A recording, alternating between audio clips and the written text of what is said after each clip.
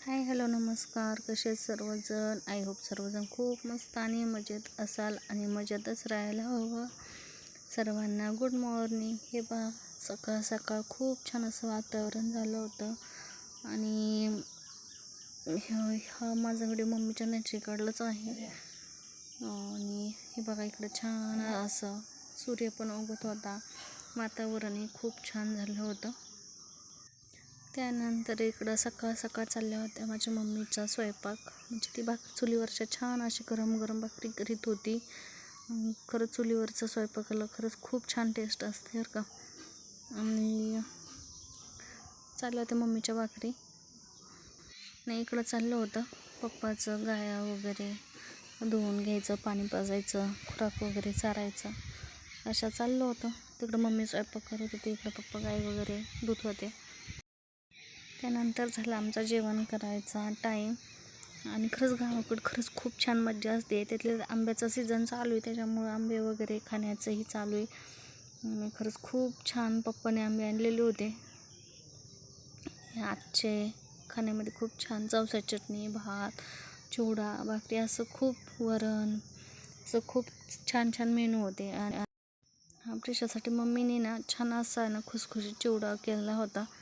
कारण की प्रिशा तिखट खात नाही ना, त्याच्यामुळे इकडं प्रिशात चाललं होतं. तिला तोंडीराल कुरकुरे वगैरे दिले आणि तिला आहे ना जवसाची चटणी खूप आवडते. त्यानंतर मी घेतला आंबा चिरायला, कारण की माझं फेवरेट फळ असेल तर तो आंबाच आहे. त्याच्यामुळे मी घेत होते आंबा वगैरे चिरायला. खूप छान होता आंबा, खूप गोडही होता आणि नॅचरल होता ना, असं वगैरे पावडर वगैरे लावलेलं बिलकुल नाही. त्याच्यामुळे खूप छान लागत होतं. आणि खरंच गावाकडे खूप छान अशी मज्जा असते आंबे वगैरे खायची.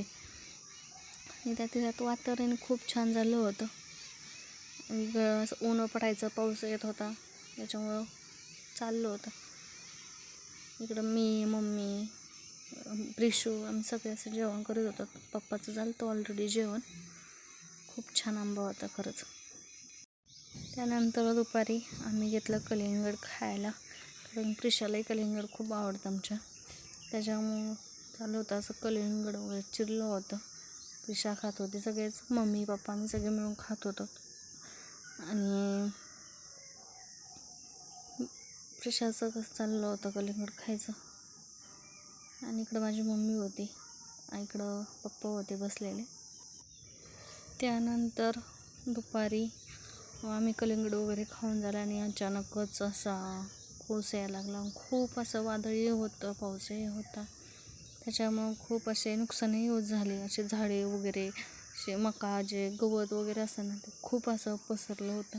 आणि बघा आमच्या दारातील ना जुईचं झाड ते तर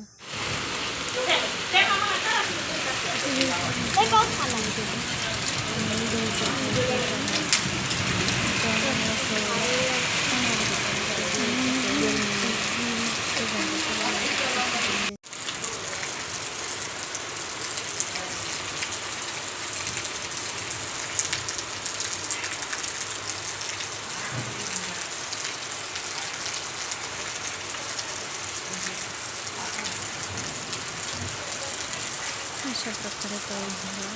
व्हिडिओ आवडला तर लाईक करा, शेअर करा आणि कमेंट करा आणि सबस्क्राईब करा. चल बाय.